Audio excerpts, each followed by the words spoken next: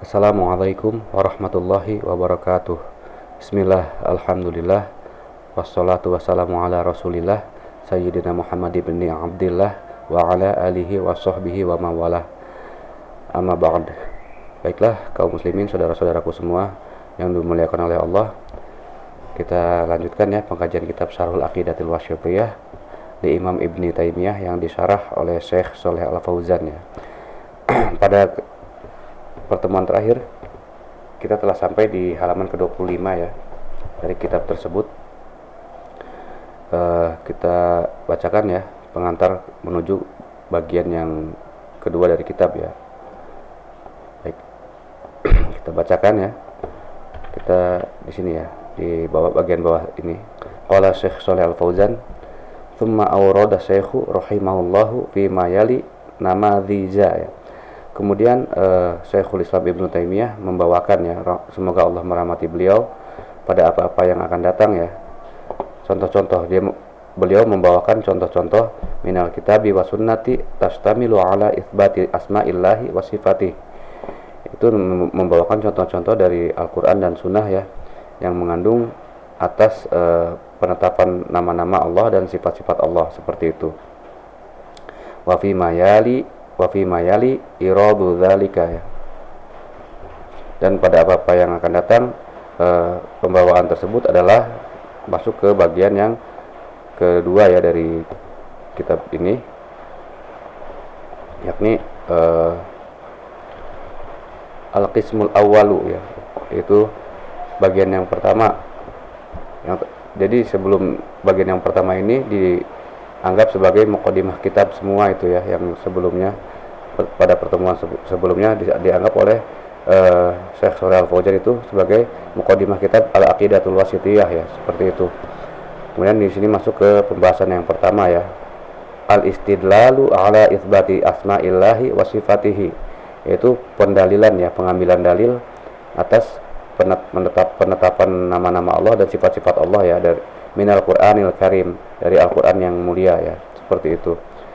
Kemudian masuk ke bagian pertamanya, yakni metode ya. Metode yang pertama, al-jam'u bainan nafi wal isbati fi wasfil al-jam'u bainan nafi wal isbati ya fi wasfihi ta'ala, yaitu pengumpulan ya di antara menolak dan menetapkan pada sifat-sifat Allah Ta'ala ya, pada sifat Allah Ta'ala, seperti itu.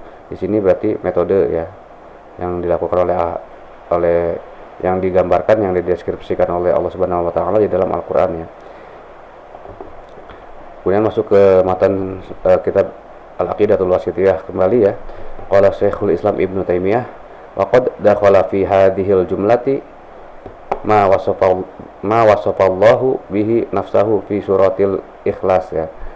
Dan sungguh telah masuk pada pada kalimat ini, masuk ke dalam kalimat ini apa-apa yang Allah telah mensifatkan dirinya sendiri dengan itu ya, di dalam surat Al-Ikhlas.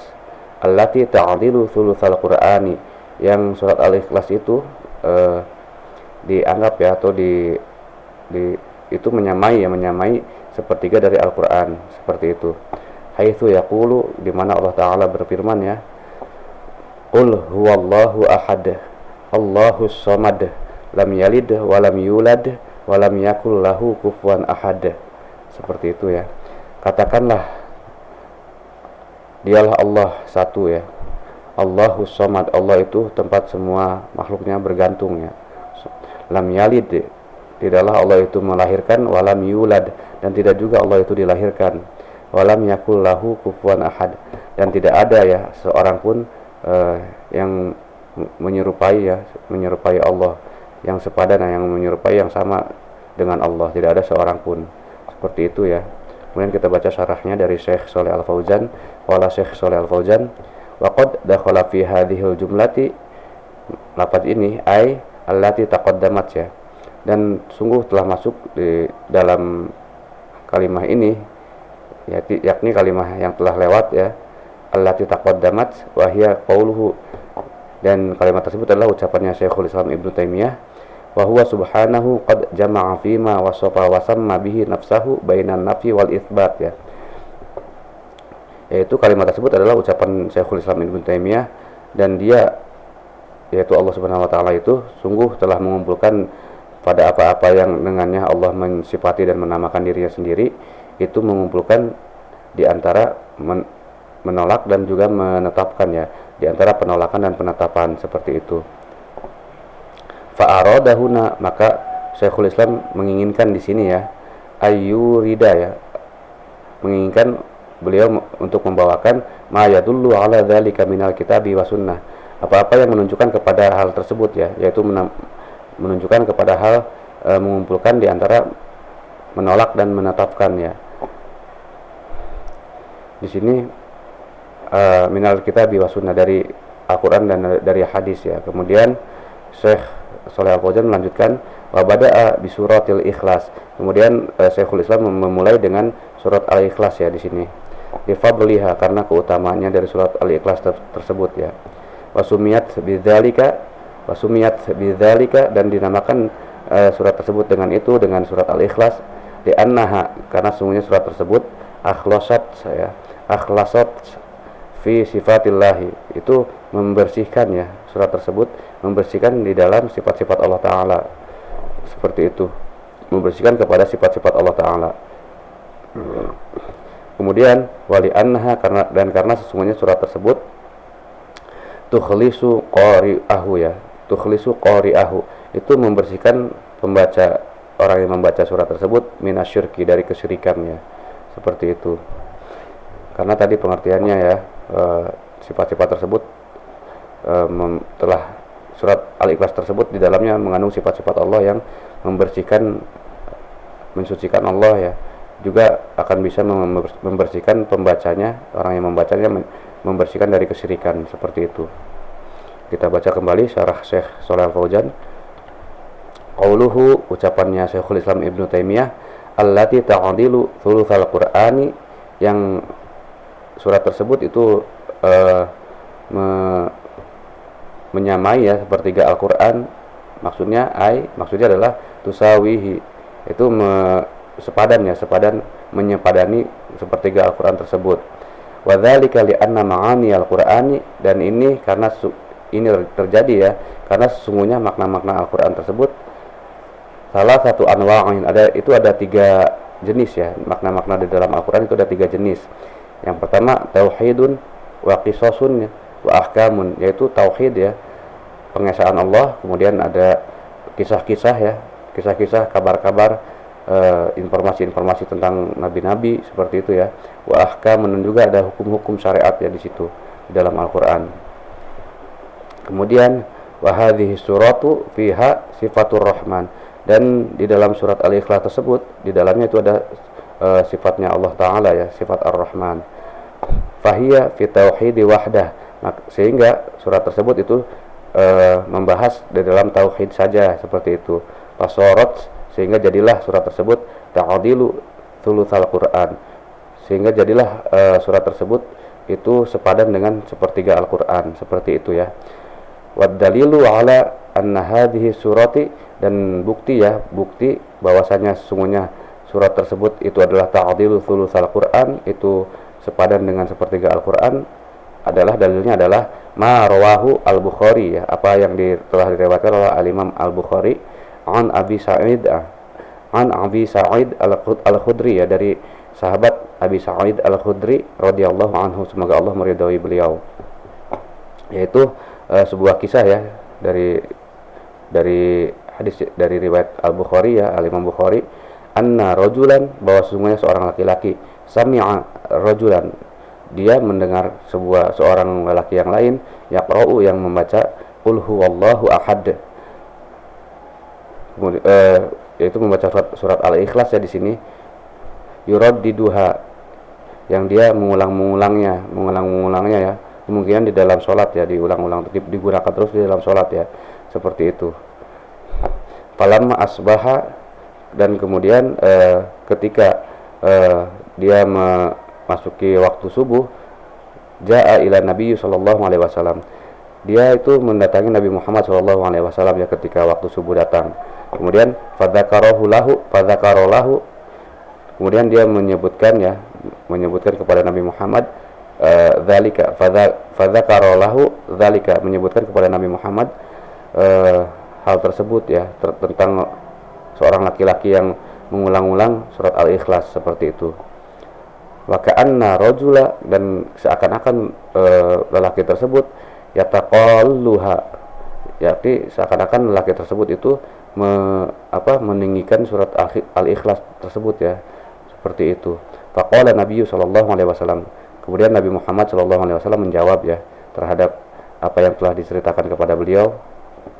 Jawaban Nabi Muhammad itu adalah walladzi nafsi biyadihi, demi yang jiwaku ada di tangannya ya, yaitu demi Allah. Innaha la ta'dilu thulutsal qur'ani, sesungguhnya surat Al-Ikhlas itu pastilah itu sepadan kepada sepertiga Al-Qur'an, seperti itu. Kemudian qala al-Imamu Ibnu Qayyim ya, kemudian al-Imam Ibnu Qayyim juga mengatakan ya, wal ahaditsu bikauniha ta'dilu thulutsal Qur'an, dan hadis-hadis ya, hadis-hadis yang menjelaskan bahwa keadaannya surat Al-Ikhlas itu adalah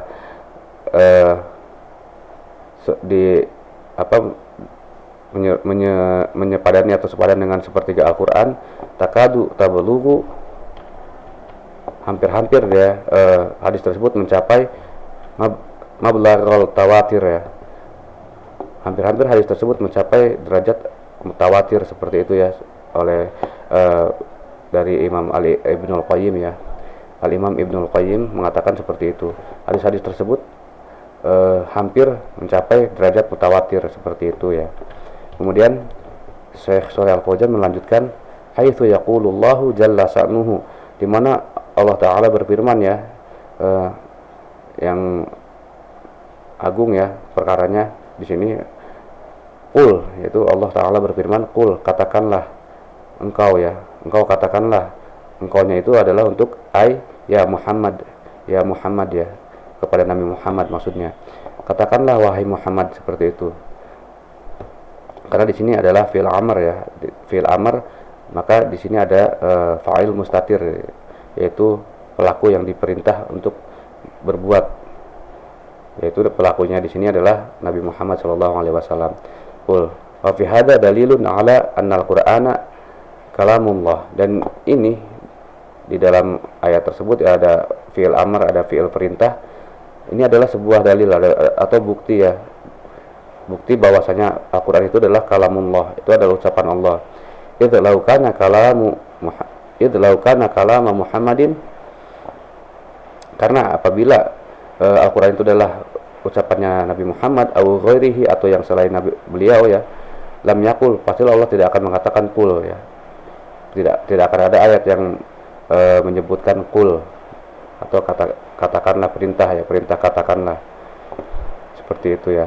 Kemudian Syekh Shalih Al-Fauzan melanjutkan, Allahu ahad ya, Allahu ahad ay wahidun la nadhira wala wajira wala mathila wala syarikalah, yaitu Allah itu satu ya, la nadhira, tidak ada yang sebanding ya dengan Allah. Kemudian tidak ada juga pembantu ya, tidak ada pembantu bagi Allah. La wajira wala mathila, dan juga tidak ada yang semisal Allah ya, yang serupa dengan Allah. Wala syarikalah, dan juga tidak ada yang sekutu bagi Allah ya, seperti itu. Allahus Samad, ini ayat yang kedua, Allahus Samad, maknanya adalah as-sayyidu alladzi kamula, yaitu pemimpin ya di sini ya, yang dia itu sempurna, fi su'udihi ya, wa syarfihi, di dalam hal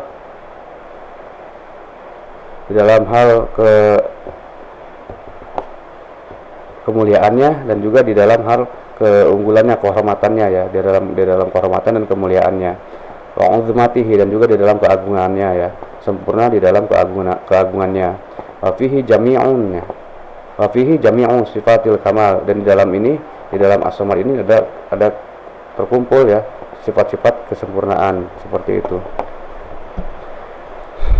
Kemudian Syekh Shalih Al-Fauzan melanjutkan, walladzi tasmudu ilaihil al-khalaiq ya, dan yang makhluk-makhluk itu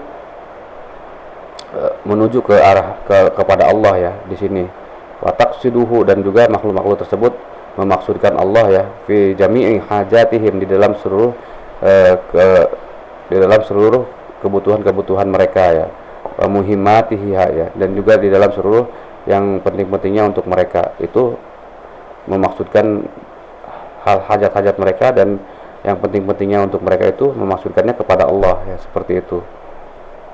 Itu adalah makna Allahus Samad.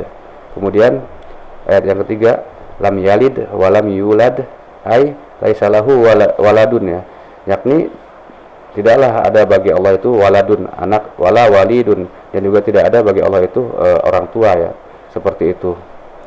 Karena di sini lam yalid, Allah tidak melahirkan, walam yulad, dan Allah juga tidak dilahirkan ya, seperti itu ya.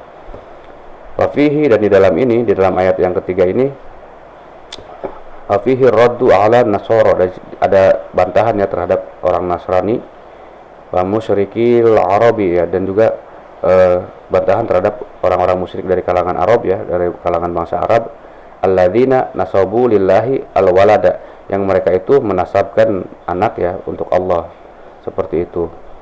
Kemudian ayat yang keempat, walam yakul lahu kufuwan ahad, dan tidak adalah seorang pun yang menyerupai atau yang sepadan dengan Allah, seperti itu ya, yang sama dengan Allah, seperti itu. Maksudnya yakni kata Syekh Shalih Al Fauzan, laisa lahu mukafiun ya, tidaklah ada bagi Allah itu yang menyerupai ya, dan juga mumathilun, dan yang memisalkannya.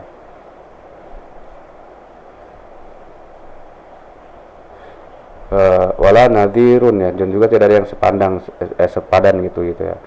Tidak ada yang serupa, tidak ada yang seperti Allah, dan tidak ada yang menyerupai Allah, dan juga tidak ada yang sepadan dengan Allah, seperti itu. Kemudian Syekh Shalih Al Fauzan melanjutkan, wasyahidu min hadhihi surati, dan bukti ya dari surat Al-Ikhlas ini adalah annaha tadammanat, bahwa sungguhnya surat Al-Ikhlas ini itu mengandung dan mengumpulkan ya, wa jama'at tadammanat wa jama'at bainan nafyi wal itsbat, bahwa surat Al-Ikhlas tersebut mengumpulkan dan mengandung di antara menafikan dan menetapkan. Faqauluhu, maka di sini ucapannya Allah ya, firman Allah, Allahu ahad, qul huwallahu ahad, Allahus samad, isbatun. Ini di sini di dalam ucapan Allah tersebut ada penetapan ya, yaitu Allah itu satu, menetapkan bahwa Allah itu satu, gitu, menetapkan Allahus samad. Di sini juga ada penetapan Allah itu adalah tempat segala sesuatu bergantung ya, yaitu semuanya butuh kepada Allah, seperti itu. Semua makhluk itu butuh kepada Allah. Ini ada juga menetapkan ya dari dua ayat tersebut. Kemudian wa qauluhu, dan firman Allah Ta'ala, lam yalid wa lam yulad, tidaklah Allah dilahirkan dan tidaklah Allah melahirkan dan tidak juga Allah dilahirkan, wa lam yakul lahu kufuwan ahad, dan tidak ada ya seorang pun yang menyerupai Allah dan yang semisal dengan Allah ya. Di sini nafyun ya, ada penolakan, yaitu menolak atau menghilangkan sifat Allah itu melahirkan dan Allah itu dilahirkan ya, dihilangkan. Di sini ada penafian gitu ya. Walam yakullahu kufuwan ahad, juga ada penafian keserupaan seorang pun ya dari Allah, seperti itu. Sehingga di sini ada buktinya bahwa metode Allah Ta'ala itu dalam mendeskripsikan dirinya itu metodenya dengan dua ya, mengumpulkan dua perbuatan. Metodenya tersebut adalah mengumpulkan dua langkah ya. Langkah pertama adalah isbat dan nafi, atau nafi dan isbat ya.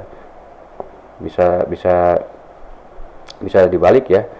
Seperti dalam surat Al-Ikhlas ini isbat dulu ya. Qul huwallahu ahad, Allahus samad, lam yalid wa lam yulad, baru kemudian nafinya, menafikan, mengisbatkan itu adalah sifat-sifat yang mulia ya, yang menggambarkan kesempurnaan Allah, sifat-sifat yang agung ya, yang ditetapkan oleh Allah. Kemudian yang dinafikan adalah sifat-sifat yang kekurangan, sifat-sifat yang tercela, sifat-sifat yang para makhluk punya ya, di sini dinafikan ya, seperti itu. Kemudian kalau kalau surat Al-Ikhlas itu mendahulukan isbat kemudian menafikan. Kemudian di ayat yang lain ya di Al-Qur'an, laisa kamitslihi syai'un ya. Laisa kamitslihi syai'un. Itu di situ wa huwas samiul basir. Di situ ada penafian dulu baru pengisbatan ya. Jadi kadang menetapkan dulu kemudian menafikan, kadang juga menafikan dulu kemudian mengisbatkannya, menafikan sifat-sifat kekurangan, sifat-sifat penyakit, sifat-sifat yang tercela, kemudian mengisbatkan sifat-sifat yang sempurna ya untuk Allah Ta'ala, seperti itu. Laisa kamitslihi syai'un, laisa kamitslihi syai'un wa huwas samiul basir. Tidaklah sesuatu pun ya serupa dengan Allah, dan Allah itu maha mendengar, maha melihat, seperti itu ya. Di situ ada penafian dulu kemudian dilakukan pengisbatan di dalam ayat tersebut. Mungkin untuk pertemuan kali ini saya cukupkan sekian ya, semoga bermanfaat. Saya tutup ya, wabillahi taufiq wal hidayah. Wassalamualaikum warahmatullahi wabarakatuh.